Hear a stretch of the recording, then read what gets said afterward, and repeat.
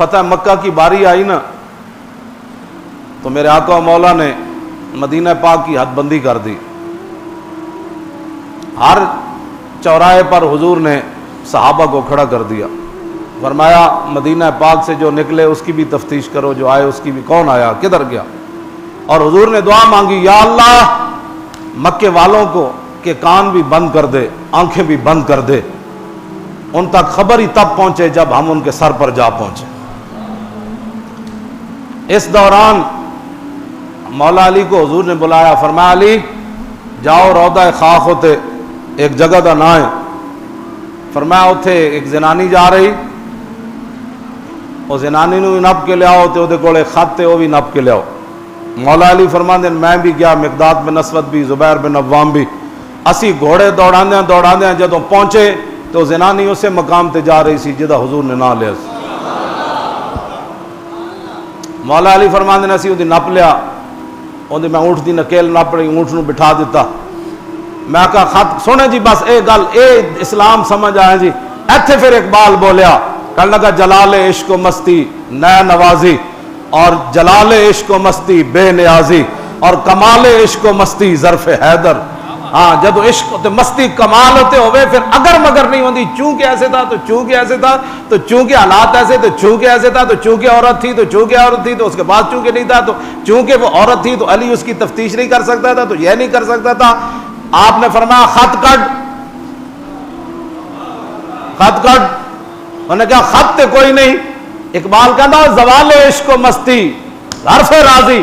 اقبال کہندا جس بندہ حضور دی عزت دی گل آوے تے چونکہ چناچے کرے تے سمجھ لویں ایتھے نہ عشق تے نہ مستی ہے. اے جھوٹ مارنا میں عاشق رسول ہاں.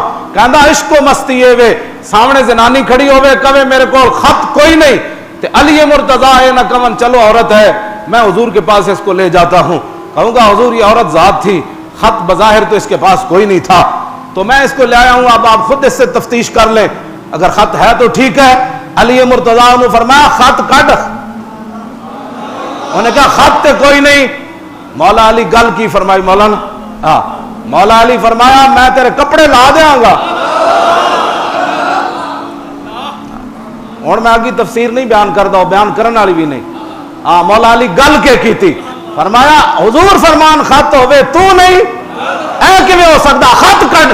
اے علی کھڑے آ کے 14ویں صدی دا ملا تھوڑا کھڑے ہو کے. ہاں جی توجہ جی, جس کو مسئلہ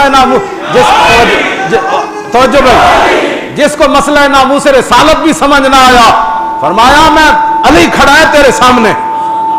تو آخر تے پھر فرمایا لنقتلن کے, تے فرمایا جی میں نے ٹکڑے کر کے تیرے ڈڈ جو ہی کڈنا پیا نا تے علی تیرے ٹکڑے کر کے بھی خط کڈے گا, اس لیے کہ میرے آقا نے فرمایا خط تیرے پاس ہے. یہ ہے علی, یہ ہے علی. یہ ہے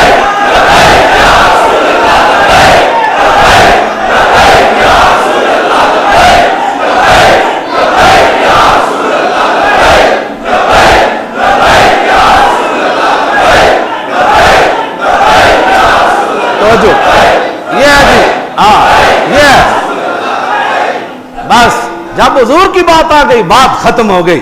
فلاں بھونک رہا تھا تو فلاں بک رہا تھا, کیوں جی مولوی خادم کی کیا ہے, کسی پیر کی کیا ہے, کسی پروفیسر, کسی دنیا دار, کسی فلانے, کسی چوڑے چمار کی کیا حیثیت رہ جاتی ہے.